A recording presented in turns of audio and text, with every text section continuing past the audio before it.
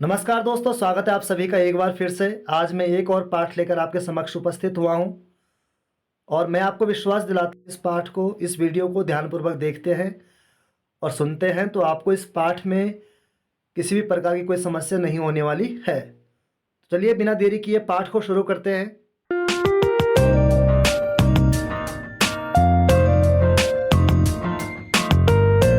सबसे पहले पाठ का सामान्य परिचय जानते हैं, जो कि इस प्रकार से है। प्रत्येक कथा साहित्य में मूलतः एक कहानी होती है। कोई भी आपकी विधा क्यों ना हो, चाहे नाटक हो, कहानी हो, उपन्यास हो, सब में एक कहानी होती है, एक स्टोरी होती है। और दूसरी बात है, सभी विधाओं का स्वरूप अलग अलग होता है, क्योंकि सभी विधाओं के कुछ तत्व या कारक ऐसे होते हैं जो इनका स्वरूप निर्धारित करते हैं। बिल्कुल सभी विधाएं किसी न किसी रूप में एक दूसरे से भिन्न है। सभी विधाओं की रसानुभूति अलग अलग तरीके से होती है। जैसे कहानी को पढ़कर हम क्या उसकी रसानुभूति लेते हैं, नाटक को देखकर, कविता का गायन करके, इसी प्रकार से अन्य विधाओं का रसास्वादन भी अलग प्रकार से किया जाता है। सभी विधाओं की रचना शैली और भाषा शैली अलग अलग होती है, जाहिर सी बात है। जैसे नाटक की बात करें तो बोलचाल की भाषा और काफ़ी चलती और स्वाभाविक भाषा का प्रयोग करते हैं। वहीं क्या अगर कविता की बात करते हैं, साहित्यिक भाषा, अलंकार प्रधान और छंद प्रधान भाषा का प्रयोग किया जाता है। एक विधा को दूसरी विधा में रूपांतरित करने पर उसकी भाषा, उसकी शैली, उसका स्वरूप, ये सब बदल जाएगा, इसमें कोई डाउट नहीं है। चलिए आगे बढ़ते हैं।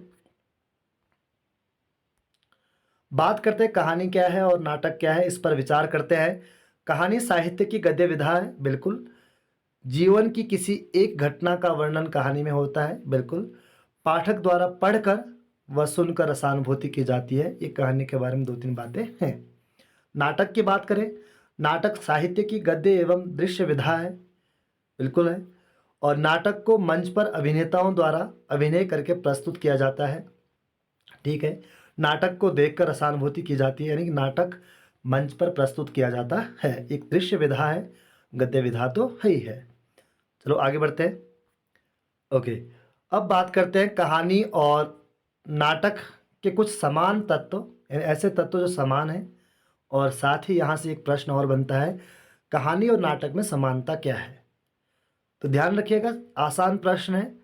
दोनों में कथा वस्तु होती है, यानी कि जिसे हम घटना कहते हैं, कथानक कहते हैं। दोनों में एक स्टोरी होगी। दोनों में चरित्र व चरित्र चित्रण होगा, पात्र होते हैं, जाहिर सी बात है। और पात्रों के बारे में क्या दोनों में बताया जाता है, चाहे कहानी हो चाहे नाटक हो।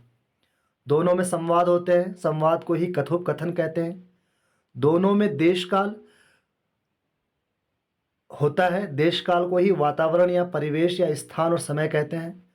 दोनों में भाषा और शैली होती है, बिल्कुल। दोनों की एक भाषा होती है, एक शैली होती है। और दोनों में उद्देश्य होता है, जिसे हम चरमोत्कर्ष कहते हैं, जिसे हम क्लाइमेक्स कहते हैं। ये सब दोनों में होते हैं। तो दोनों में कथा वस्तु है, चरित्र चित्रण है, संवाद है, देश काल है, भाषा और शैली है।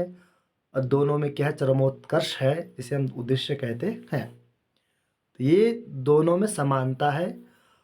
और प्रश्न यहाँ से बन सकता है कि दोनों में, कहानी और नाटक में समानता क्या है। चलिए आगे बढ़ते हैं।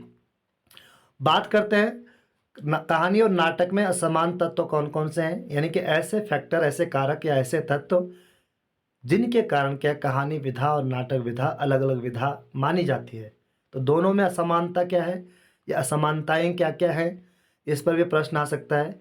पहले कहानी की बात करते हैं। कहानी को देखें तो कहानी में दृश्य नहीं होते हैं, और नाटक को देखें तो नाटक में दृश्य होते हैं।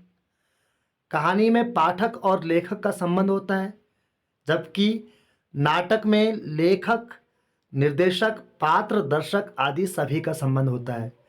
कहानी पढ़ी या कही जाती है, जबकि नाटक मंच पर अभिनेताओं द्वारा अभिनय करके प्रस्तुत किया जाता है। कहानी में मंच सज्जा, प्रकाश, ध्वनि एवं संगीत की कोई आवश्यकता नहीं है, जबकि नाटक में मंच की आवश्यकता है, मंच सज्जा की आवश्यकता है, प्रकाश की आवश्यकता है, ध्वनि की आवश्यकता है, संगीत की आवश्यकता है। तो ये दोनों में अंतर है। अगर प्रश्न आए कहानी और नाटक में अंतर क्या है, तो ये लिख देना। और यदि प्रश्न आए कि कहानी और नाटक में समानता क्या है, तो इससे पहले वाली स्लाइड में जो मैंने बताया वो लिख देना। चलिए आगे बढ़ते हैं। अब देखें जो मेजर प्रश्न यहाँ से बनेगा, क्योंकि पाठ का नाम ही ऐसा है, कहानी का नाट्य रूपांतरण कैसे करें, और यहाँ से प्रश्न बनने की संभावना सबसे अधिक है। सबसे पहले बात करें, सबसे पहले कहानी को समय और स्थान के आधार पर विभाजित किया जाता है, बिल्कुल। फिर कथा वस्तु को सामने रखकर एक एक घटना को चुन चुन कर निकाला जाता है और उसके आधार पर दृश्य बनाए जाते हैं। फिर उसके बाद स्थान और समय के आधार पर दृश्यों को लिखा जाता है। अनावश्यक दृश्यों और संवाद को हटाते हैं, यानी कि उसमें जो भी आपने दृश्य बनाए हैं, जो भी आपने नाट्य रूपांतरण किया है, उसमें अनावश्यक दृश्य नहीं होने चाहिए, अनावश्यक संवाद नहीं होने चाहिए, क्योंकि अनावश्यक संवाद और दृश्य दोनों क्या है, नाटक को उबाऊ और अरुचिकर बनाते हैं। 2 नंबर का प्रश्न उठ सकता है, ठीक है। उसके बाद देखें, दृश्यों का कथा के अनुसार तार्किक व क्रमिक विकास होना चाहिए, यानी कि दृश्य वैसे ही होने चाहिए जिस क्रम में, जिस सीक्वेंस में आपकी कहानी है। चलिए आगे बढ़ते हैं, बात करते हैं। और 100% आवश्यकता पड़ने पर नए संवादों को लिखने चाहिए और नए दृश्य बनाने चाहिए, यानी कि यदि नए दृश्य बनाने पड़े या नए संवाद लिखने पड़े तो आप लिख सकते हैं, लेकिन नए दृश्य तभी बनाएं या नए संवाद तभी लिखें जब उनकी क्या है, 100% क्या हो, आवश्यकता हो। बात करते हैं आगे। प्रत्येक दृश्य का आरंभ, जिसे हम परिचय कहते हैं, मध्य जिसे हम संघर्ष कहते हैं, और अंत जिसे हम समापन कहते हैं, होना चाहिए। समापन को दूसरे दृश्य के लिए भूमिका तैयार करनी चाहिए, यानी समापन ऐसा होना चाहिए किसी भी दृश्य का, ताकि वह दृश्य अगले दृश्य के लिए क्या है, भूमिका तैयार करे। कहानी का जो हिस्सा संवाद में नहीं आ सकता उसका अलग से खाका तैयार करना चाहिए और उसे मंच सज्जा, संगीत, ध्वनि, प्रकाश, वेशभूषा आदि के द्वारा व्यक्त करना चाहिए, व्यक्त किया जाना चाहिए। अगला है, कहानी का जो हिस्सा दृश्यों में नहीं ढल सकता है उसे अलग लिखना और कथन या पार्श्व ध्वनि, जिसे हम वॉइस ओवर कहते हैं, के माध्यम से व्यक्त करना चाहिए। चलिए आगे बढ़ते हैं। अब बात करते हैं कहानी का नाट्य रूपांतरण करने में आने वाली समस्याएं कौन कौन सी हैं। सबसे पहली समस्या आ सकती है, मूल कथा वस्तु के अनुरूप दृश्य बनाना और संवाद लिखना चुनौतीपूर्ण कार्य है, ये समस्या आ सकती है। अगला है, दृश्यों में तारतम्यता व रोचकता बनाए रखना चुनौतीपूर्ण कार्य है, तो बनाए रखने में समस्या आ सकती है, ये भी क्या एक पॉइंट है। इसके बाद नए संवाद लिखना व नए दृश्य बनाना चुनौतीपूर्ण कार्य है। संगीत, ध्वनि, प्रकाश की व्यवस्था करना चुनौतीपूर्ण कार्य है। संवादों को नाटकीय रूप प्रदान करना चुनौतीपूर्ण कार्य है। कथानक को अभिनय के योग्य बनाना भी चुनौतीपूर्ण कार्य है। एक और बिंदु है, पात्रों के मनोभावों तथा मानसिक संघर्ष, जिसे हम द्वंद्व कहते हैं, को चित्रित करना भी एक चुनौतीपूर्ण कार्य है। तो ये है, कुछ समस्या आ सकती है जब आप नाट्य रूपांतरण करेंगे। समस्याएं या चुनौतियां, कोई भी प्रश्न बनेगा तो आपका जवाब यही रहेगा। चलिए आगे बढ़ते हैं। अब बात करते हैं नाटक में संवाद, चरित्र चित्रण, परिवेश का महत्व क्या है, इसकी उपयोगिता क्या है, प्रश्न आ सकता है।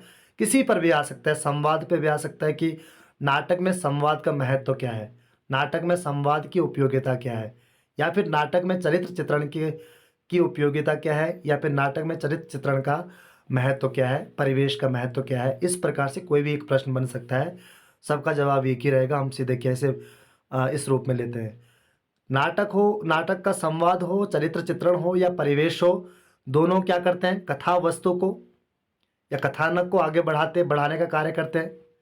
अगला है, संवाद के जरिए पात्रों के चरित्र, उनके व्यक्तित्व एवं उनके आपसी संबंध के बारे में पता चलता है।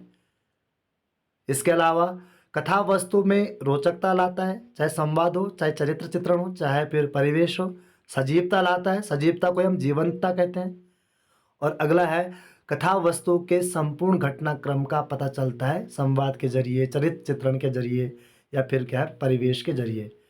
ये 2-3 बातें हैं जिनको आपने ध्यान रखना है, और खासकर ये प्रश्न संवाद के ऊपर आ सकता है कि नाटक में संवाद का महत्व क्या है।